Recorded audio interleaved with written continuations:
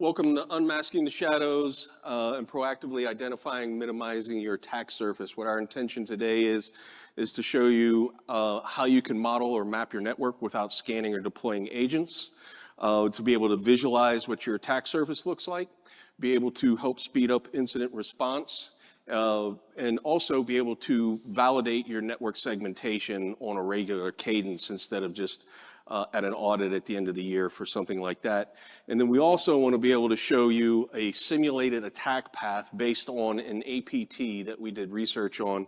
Well, another vendor did research on, we read the report, and then we're able to kind of simulate it in a model of a network. So my name is Lloyd.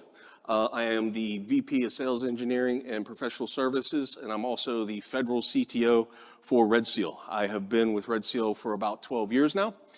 Prior to that, I spent 25 years as a government contractor in the intelligence community doing data center operations, blue team, and red team activities.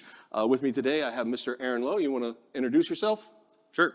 My name's Arron Lowe. I'm the technical director here at RedSeal. I've been here for about 9 years, and prior to this, I've done blue team, installed networks, designed networks, and done this across the IC and the DoD. And prior to that, I jumped out of perfectly good airplanes in the Army. At high speeds, I take it. Absolutely. Yeah, all right. So if we're going to go ahead and bring up a model here. So what you're looking at here is a model of a network. And the way this model is made is without scanning or deploying agents, you can sneakernet the configuration state of your network to a RedSeal platform here. And the way you do that is just collect the configuration files, bring it over to your RedSeal platform, and it automatically stitches everything together. Now, the neat thing about the model is not only do you get to visualize it, it automatically interconnects everything for you, but it also allows you to see, well, it also understands every port and protocol. It understands all of your IP space, both internally and externally. It does this for your cloud, software-defined network, and on-premise network. And it, most importantly, especially for incident response, it also understands all of your NAT and PAT address translation. So if you're getting any alerts on some of your other security solutions and you're trying to figure out the real IP from the virtual IP, RedSeal has a table in there that automatically does that translation for you. We actually have some customers that have 5 NAT deep in their network, so it kind of comes in handy. So, Arron, you used to work in the DoD designing networks for the IC, deploying them, managing them.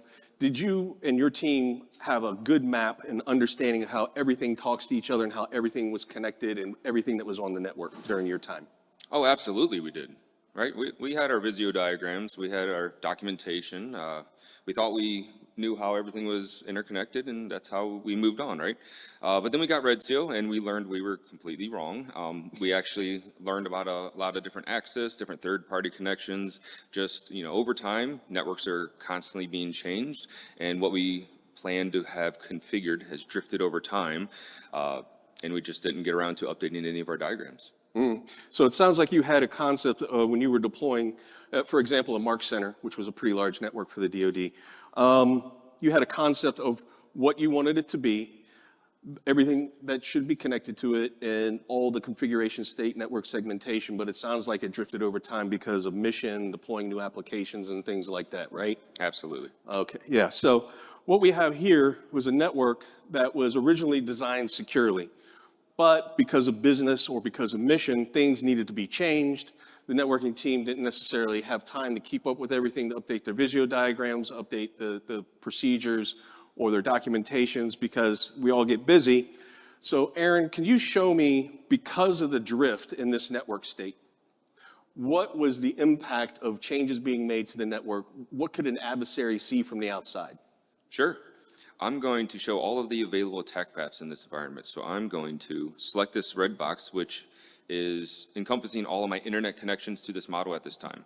I'm going to explore the threats from into my environment. So these red lines are showing us what? Each of these red lines are where access does exist, and at the end of that access, there's vulnerabilities that can be exploited via this access.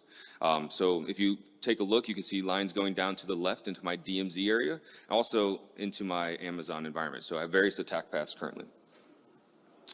Excellent. So we need to go to the other slide here. Not yet. Let's see. Okay. Bond stuff. Yeah. Okay. So what is the what's the benefit of Well, actually, that is a very good question. So we know we bring in the configuration files. We know we bring in the configuration state of your cloud and software-defined networking.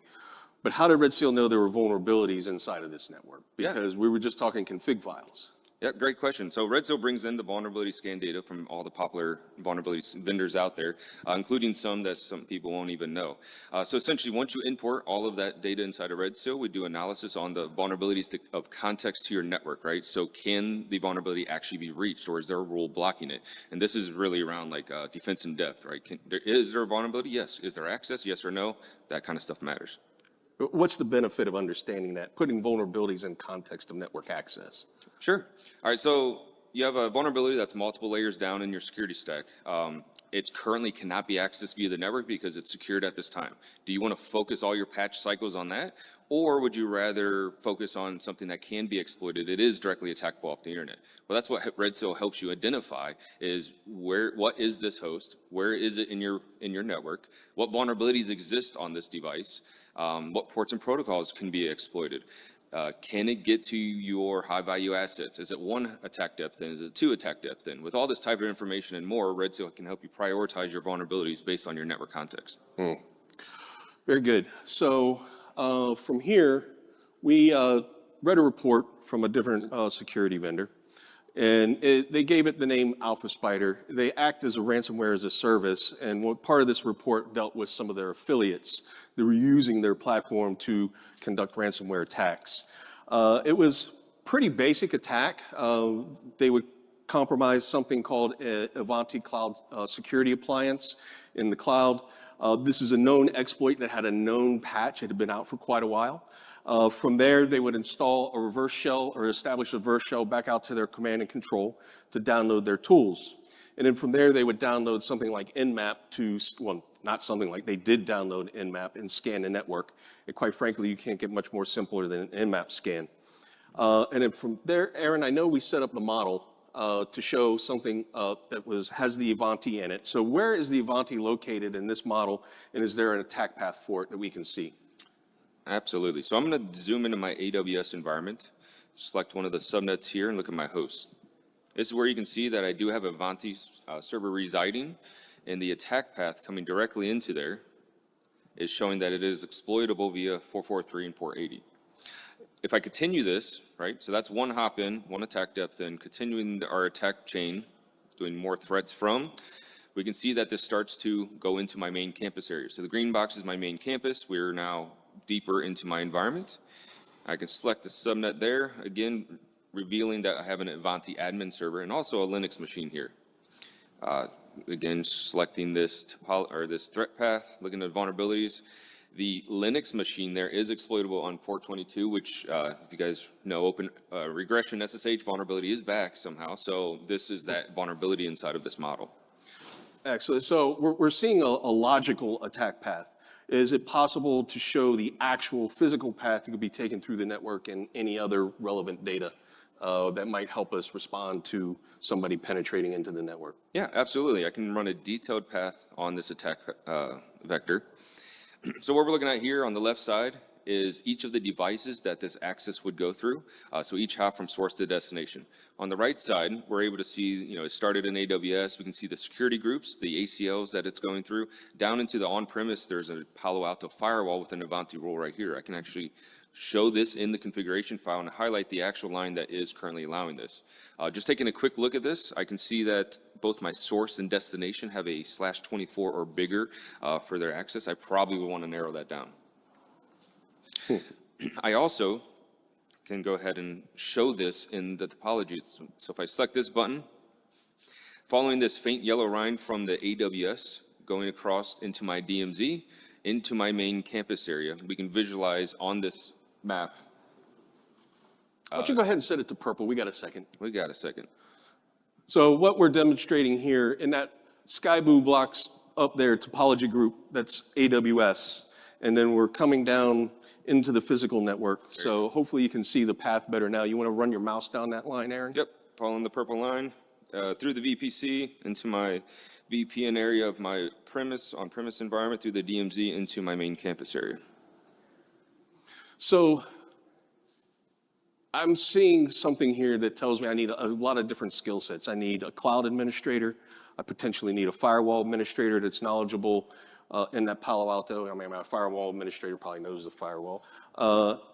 Some on-premise network experience in order to be able to understand this. And I mean, how would you have done this with RedSeal? I mean, trace routes, spreadsheets, what would it have taken to figure out that exact path? Yeah, there's a lot of pinging, a lot of trace routes, asking a couple different graybeards, right? Hoping that they know the answer. But I'm sure you guys are aware that if you look at just one network device configuration file, understanding the access through there can take some time. So let alone an entire enterprise. Excellent. So the next part of the attack at this point, what the affiliate of Alpha Spider would do, according to the report, is they would download Nmap, start scanning with predefined Nmap scripts looking for database servers. Once the database servers were identified, they'd run known exploits or use things like PowerShell to gain access and credentials to the databases. Once they had access to the databases, they would drop their ransomware on those databases. From that point, they would not execute the ransomware or the malware on those endpoints. They would start looking for the backup servers. In this scenario, what they did is they were looking for Veeam backup servers, which again had a known vulnerability on it, which had a patch, which had not been patched. So Arron, from this point in the network where we can see down there that they've landed in that subnet, where are all the places that they could have potentially scanned to looking for those database servers? Sure. I'm going to show the access from here. So what we're looking at here is the blast radius of this compromised host. We can see that there is access available up to my red box, so that would be really good spots for exfil, right? Out to the internet, they're able to now exfil from this location. They're also able to have access to my entire DMZ, and then also some of the boxes on the right. Those are my critical systems and my backup servers. So this would be a good spot to find those Veeam backup servers. So you mentioned exfil. Those are the blue lines leading up to the red box? Correct. Okay, okay. So what do we have next? So if you had RedSeal, what could you have done to have prevented somebody like this affiliate of Alpha Spider from penetrating the network and launching an attack like this? Sure. So there's a couple different ways I like to go about it. First will be the network itself. So if I head over to our zones and policy, which is essentially network segmentation, right? We want to validate that the way that you have access between two different areas of your environment are the way you intend. So I can see that I do have an AWS area. I do have the inside of my network. I have this yellow line going from the inside of my network to AWS. So we recently just stood up these Ivanti servers. So I wanted to make sure that my management could reach out to the cloud to manage that server out there. So I can see the various ports that I have allowed here in the middle. And those are the ports that I attended. So inside of RedSeal, I need to make sure that I say this is approved, this is attended access. But now on the flip side, there's a red line coming from AWS into the inside of my network. I do not want these ports coming from the inside. So I immediately would have known, network-wise, that I need to shut these ports down from coming inside, and then that's would have prevented the concept of that SSH vulnerability because the access would not exist, right? So validating your network segmentation can help defense in depth and also 0 days. So just for clarification for the audience, can you bring the map back up? Sure. So what he did is he took this map and go back to the segmentation and condensed it down into those 5 icons, and then set business rules to look for approved or non-approved connectivity between network segments. And then RedSeal, when it pulls in those config files, is looking to see has anything been configured that is a violation of that business policy. What else? Yep. So that's the network piece, right? Obviously, you want to don't even allow them to get to the door, right? Just let's block them from getting in. Now, let's look at the vulnerability piece of this. If we do have your vulnerability information, your scanner has imported it into RedSeal, we've done analysis, we know where it lives in your environment, we know if the access is available, all that information, we can tell what I'm looking at here is my most riskiest vulnerability in my environment is that Ivanti server, if we can see down below. So by the way that RedSeal prioritizes your vulnerabilities, this is the riskiest because it is directly exploitable off the internet, and it allows you to have lateral movement throughout your entire environment to include your high value assets. So that's what that downstream risk score is telling us, is based on network context plus the CVSS score. And this is really where the prioritization comes in, is mainly can you reach it, and then what is the impact if that vulnerability were being identified. And so what this is showing is the number one vulnerability in this scenario happened to be the Ivanti vulnerability out in the cloud, which led to in this simulation, the ability to attack all those databases. Absolutely. So what else could we have done to have proactively prevented this attack from occurring? You mentioned we wanted to deploy the Ivanti. Is there a way that we can see a what if would happen if we did that? Yeah, absolutely. So when you already have RedSeal's zones of policy set up, the network segmentation policies, you have the vulnerability data, everything's in here. You can use our Security Intelligence Center to do exactly that. I can ask a what-if style question. So this is a really good thing to have part of your change review board, right? Instead of just, hey, graybeards, or some documents or old Visio diagram, does this change make sense? Are we going to break anything? So we can ask a model an actual question. So from the internet to the data servers is what the request is. And they would like TCP on port 443, 80, and 22. I'm going to do a security impact. So the first thing, we realize that this path is blocked. Well, that's why we're having this meeting. The first half of this is going to be your vulnerability exposure. So we can see if I open this access, I'll expose 226 vulnerabilities on 157 hosts. With 61 of those hosts have a vulnerability that can be compromised. Leapfrog pivoted deeper near environment to expose an additional 812 hosts downstream. So this whole top half is just your vulnerability exposure. The second half of this is, remember that zones of policy I showed you between AWS and inside of your network? Any of those policies that would be violated by making this type of change would actually show up here down below. Yeah, so while we're waiting for that, so what I'm hearing is this isn't a network operations question. Am I going to take something down? Am I going to be impacting performance? This is a security question of what if I make this change? How much risk am I inducing from a security standpoint into my network, not necessarily a performance issue. So these red balls down here are showing us network segmentation policies that would go into a failed state if we were to make this change. So we can see if we were to make this change, let's say we're an energy company, a power company, one of those network segmentation policies, which is, I know it's an eye chart, is for NERC-CIP. So I would be violating my NERC-CIP network segmentation policy. And since I am an energy company, I do take payments over credit cards for my customers. I would also be violating my PCI network segmentation policy. So what we've been able to do is show you how you can model or map your network without scanning it. We've been able to show you how you can identify your attack surface and all the attack paths coming in.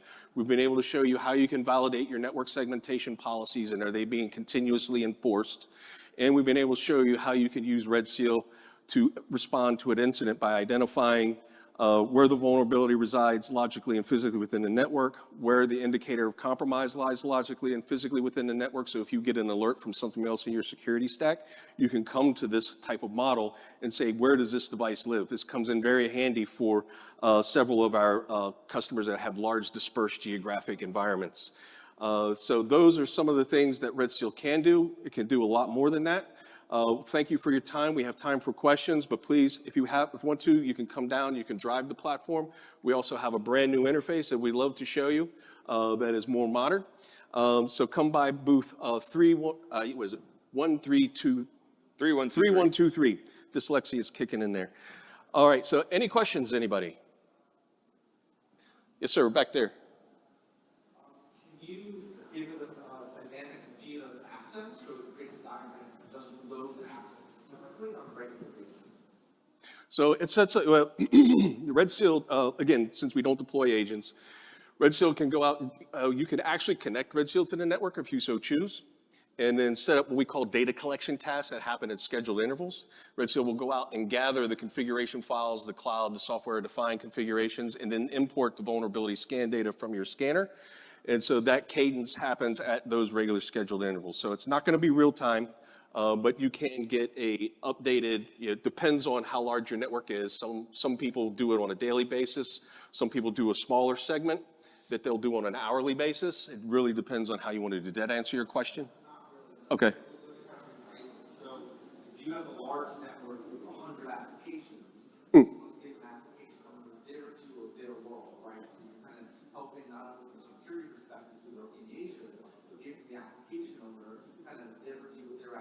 application or level of source, kind of creating those collections of assets in terms of the visualization part, not the big collection part, to say, here's act one, act two, give them the access. Yes, so I would do that through our integrations with other vendors like ServiceNow or Splunk or something like that. Take the APIs to grab our information, especially on the risk score for the applications, because we do assign a risk score for each application based on network context and vulnerabilities. And then you could shift that over to a dashboard. And that's actually one of the things that we'll love to come down and show you in the booth what we're working on. Yes, sir. Will be used by an attacker to have access to a key license and security files turned into multiple things for us. Sure. So the question was, could RedSeal be used by an attacker versus a defender to compromise a network if they actually had access to the configuration files? The answer is yes. We have customers that actually do that. How they got the config files, I'm not going to ask. Any other questions?